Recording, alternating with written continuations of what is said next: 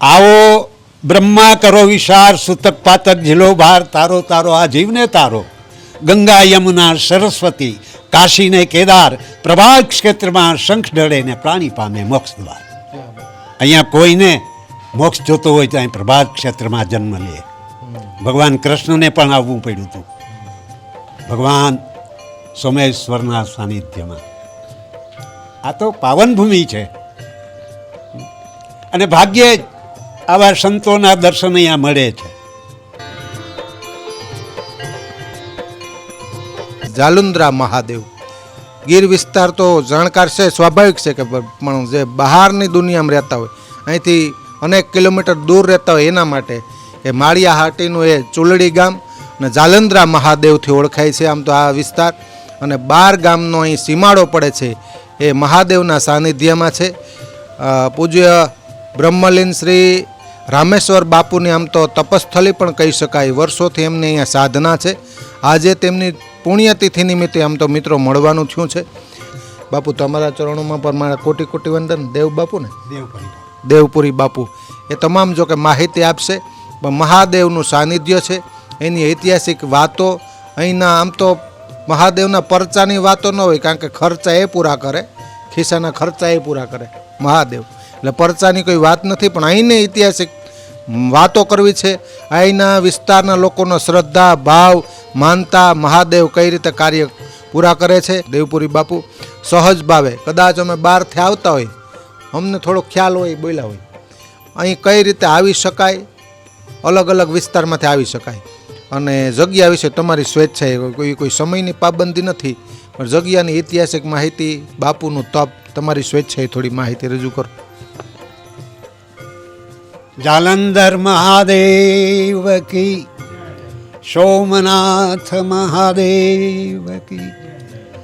પ્રભાત ક્ષેત્ર તેમજ ગિરનાર ભગવાન ગુરુદત્તની પાવન ભૂમિમાં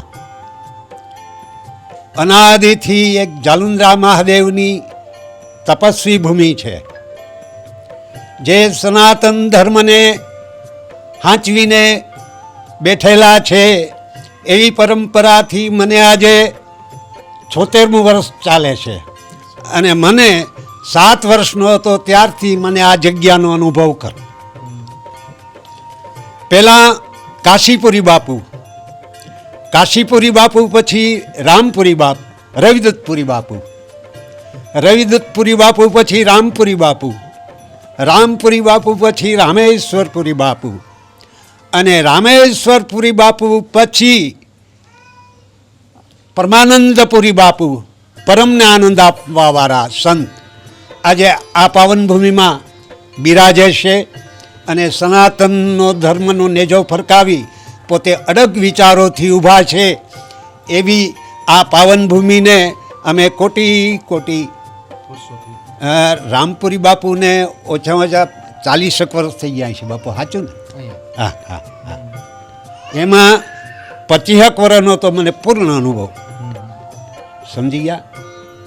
એ પછી રામેશ્વરપુરી બાપુએ આ જગ્યાની ગાદી સંભાળી અને એ પછી પરમાનંદપુરી બાપુ આજે અવિરત ઊભા છે. હા, પરમાનંદપુરી બાપુ, પરમાનંદપુરી બાપુ આજે ધજા લઈને બેઠા છે, એનો અમને બહુ આનંદ છે. જગ્યા અમારે અહીંયા પહેલાં જાલુંદ્રા મહાદેવ નદીમાં હતા, શિવાલય હાઈ ક્લાસ બાંધેલું નહીં, જળમાં નહીં. એ પછી એનું ડેમ મંજૂર થયું અને ડેમમાં ભગવાને જળ સમાધિ લીધી. એ પછી રામપરી બાપુએ ત્યાં શરૂઆત કરી ઊંચી ટેકરી ઉપર. નકર મા ઉપલી ટેકરી ઉપર હોય, બાપા હંમેશા નીચે જ હોય. પણ અમારી આ એક એવી જગ્યા છે કે તમને પરમ આનંદ મળે, સમજી ગયા. દરેક સ્વરૂપો તમને અહીંયા જોવા મળે. બહાર જાઓ ત્યારે આજુબાજુની લાઈટો ચાલુ થાય ને તમને આનંદ આવે. આ તો આનંદનું ધામ છે.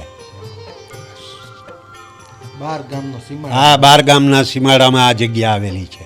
12 ગામમાં પહેલાં મારી સાંભળણીમાં ગામડે ગામડે માપું ઉઘરાતું અને અહીંયા હરિહરનો રોટલો ચાલુ રહેતો.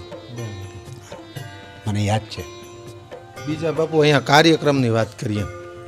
વાર્ષિક કાર્યક્રમ આજે બાપુની તિથિ છે, પુણ્યતિથિ છે ને બાપુ? હા બાપુ. બીજા અહીંયા કાર્યક્રમ વાર્ષિકમાં શિવરાત્રિ મહોત્સવ ઉજવાય છે, ત્યાર પછી ગુરુ પૂર્ણિમા ઉજવાય છે, અને સંતોની શ્રાવણ મહિનામાં સવાલખીનું આયોજન થાય છે આજે વર્ષોથી, સમજી ગયા?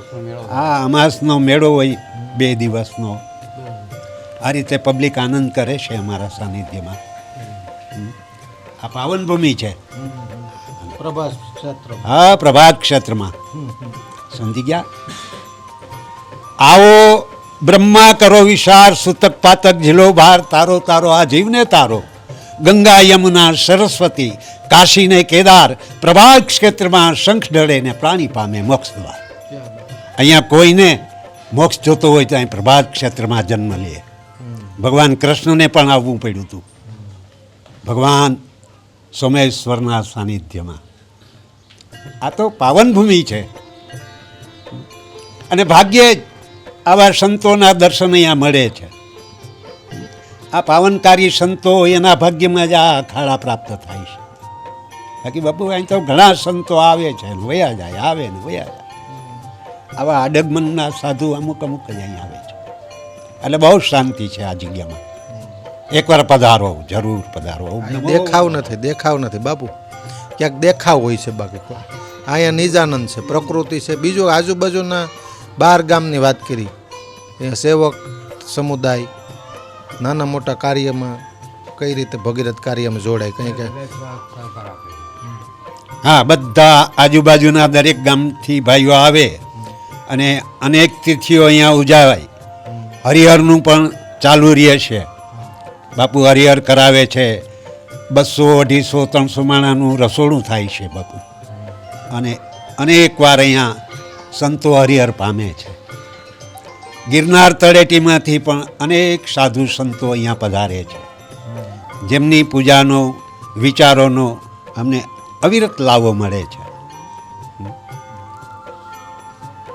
ઓમ નમો નારાયણ. નમો નારાયણ બાપુ. ખૂબ ખૂબ આભાર દેવપુરી બાપુ. આ તીરથ દર્શનના પડાવની અંદર જગ્યા વિશે વાતો કરી. ખૂબ ખૂબ આભાર, ધન્યવાદ.